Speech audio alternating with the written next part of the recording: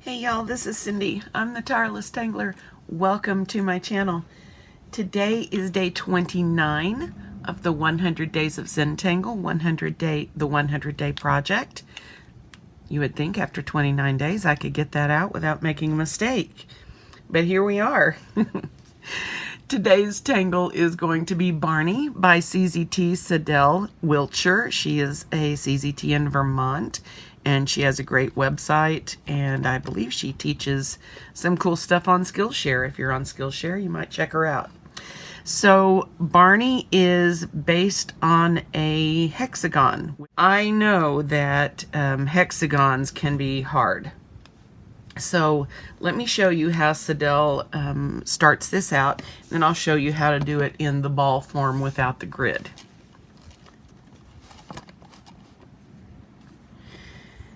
So she starts with a zigzag line,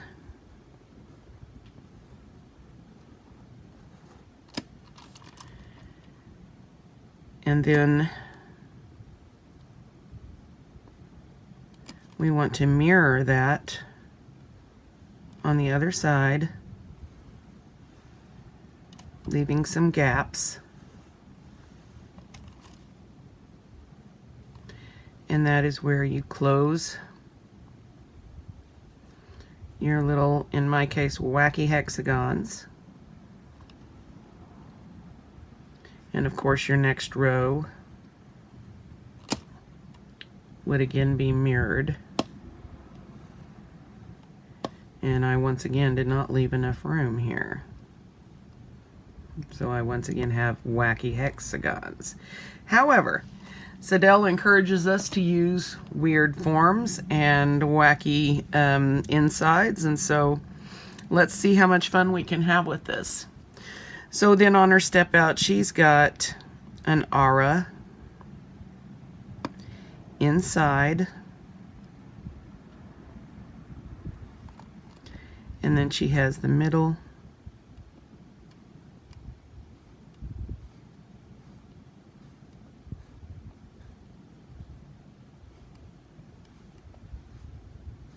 sort of start in.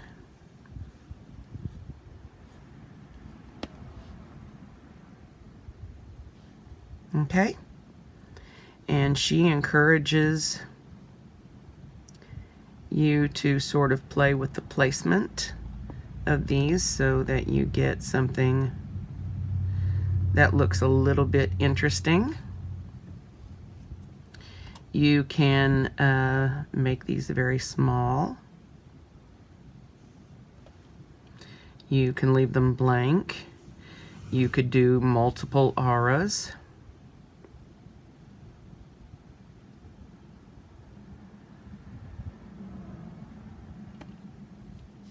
So lots of different things. You could even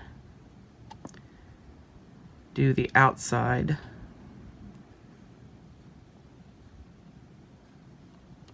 Such as this. Now the balls, you will start with a circle or a sphere, as I like to call them since mine are rarely circular. Then you're going to have to figure out how to sketch in the hexagon on the inside. Now the easy answer to this is to make two little parenthetical looking marks facing each other and then joining them on each side. Now, as you can see, I have a little bit of a problem with this method because I can't seem to get these straight. However, they work. And then if you like this with the spokes, then take each corner of your hexagon and just take it straight out, and you have spokes. I also saw her do this with the little hexagon shapes in there, but with no spokes. So really, the world is your playground here. You can dress these up or not. You can just, you know, do whatever makes you feel fun and happy. Not enough of that. Not sure how the orb thing is going here, but it's another thought. Probably not so great. But anyway, something to play around with. Let's put it in the pattern and see what we end up with today.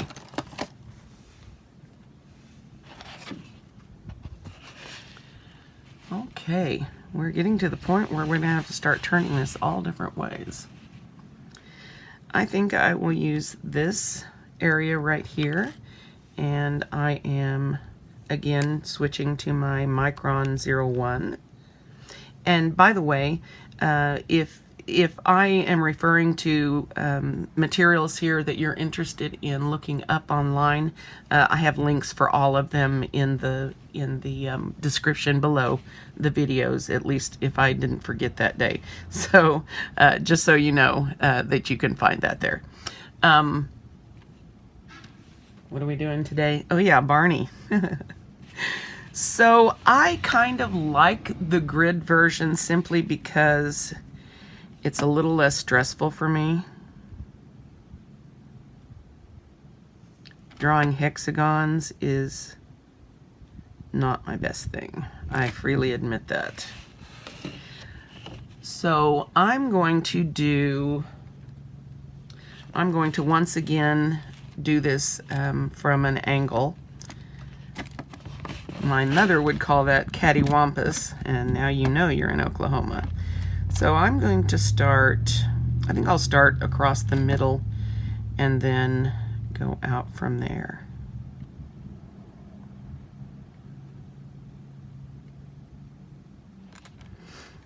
And then I'm going to mirror, or maybe I'll put these out first and then close these up. That's another way.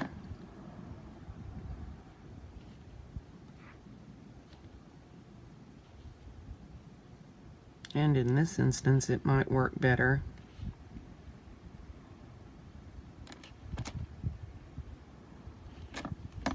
And so I think I'm just going to honeycomb all of this. And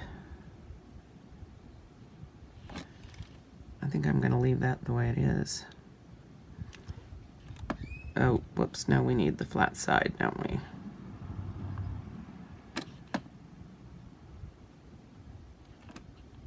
Okay, that's better. I like that better. Okay, so in the middle, I do like the little star forms, and I'm going to see if I can do these carefully so I don't mess them up too badly. So I'm going to put these, I'm going to try to aim for midway.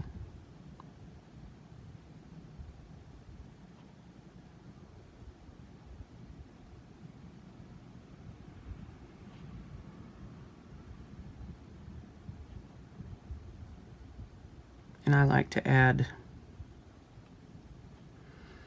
a few extra lines anywhere where it looks a little empty. So I'm liking that.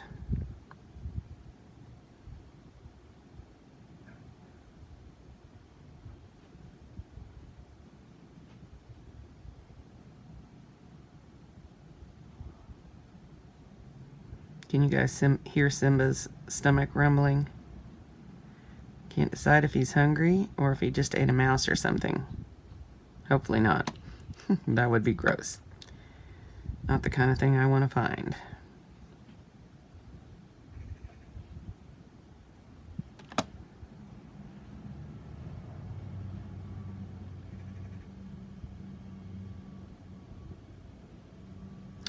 Oops.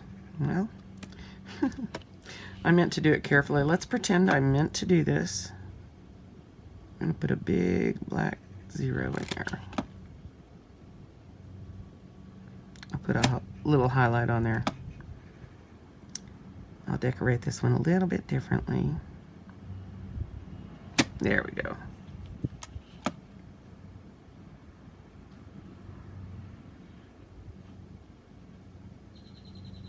Let's try this a little more carefully. Let's use that middle dot.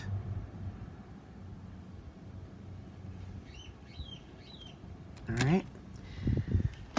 What else could we do here?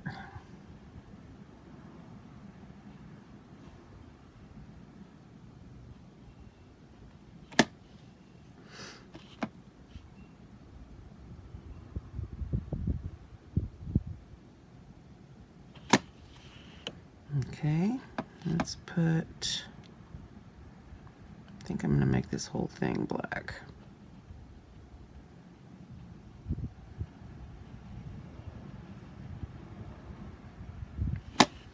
And add a little bit of interest. I might change and make that one, I think I will, just be on the, so we're all doing the same thing here.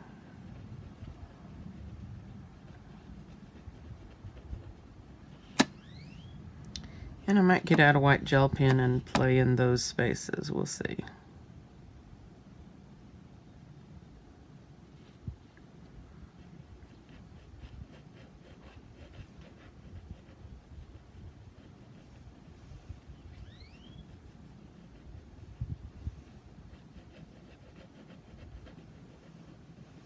I'm excited to share with you guys. I have finally booked my first class. It's going to be a small one, but a good one. I'm very excited. Any of you who are local to the Oklahoma City area and would like to get together for some tangling, I would love to hear from you. Just send me an email at tirelesstangler@gmail.com and I will be right back with you. Oh, Simba is getting loud over here. And we're going to put some partial auras here.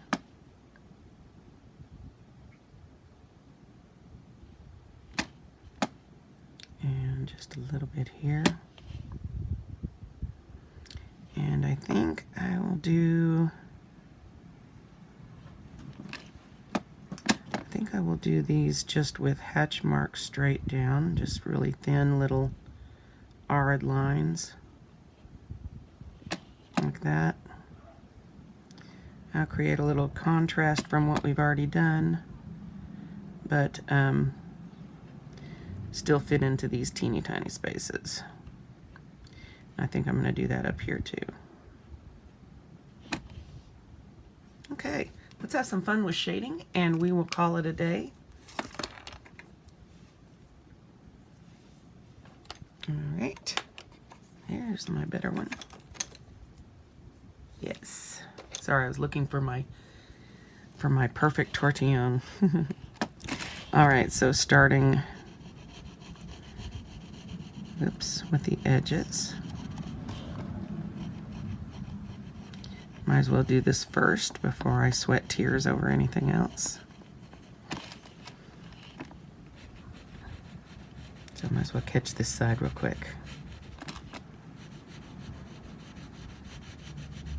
Like I forgot to do this with spoken.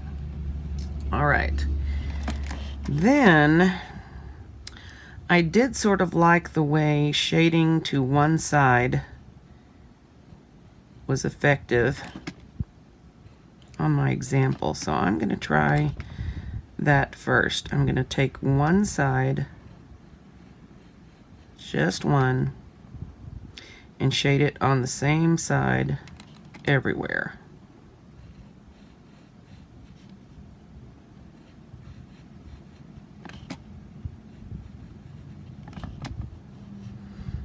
Okay, and I can't do that. So let's see how far this gets us and whether we need to add another side. I'm going to do this first, blend this out.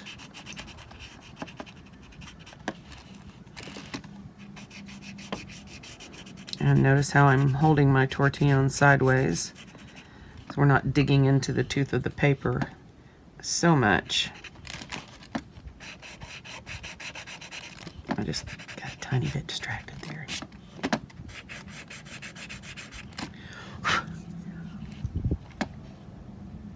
Simba's belly is really talking.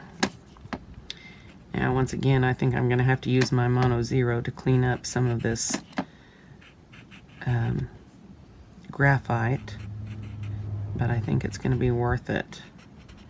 If you can get, it's hard, but if you can get the sharp edges between light and dark with your shading, that's what will give you the best results, I think.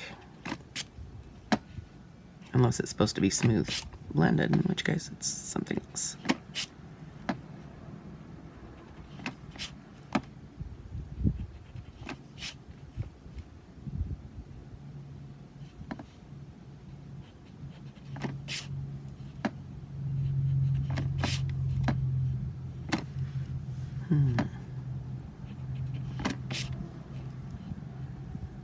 Okay, let me see how that looks.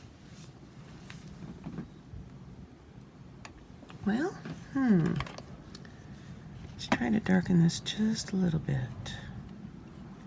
Maybe down the other side here. Right here. That might pop it out a little bit more. All right. Just a tiny bit more blending.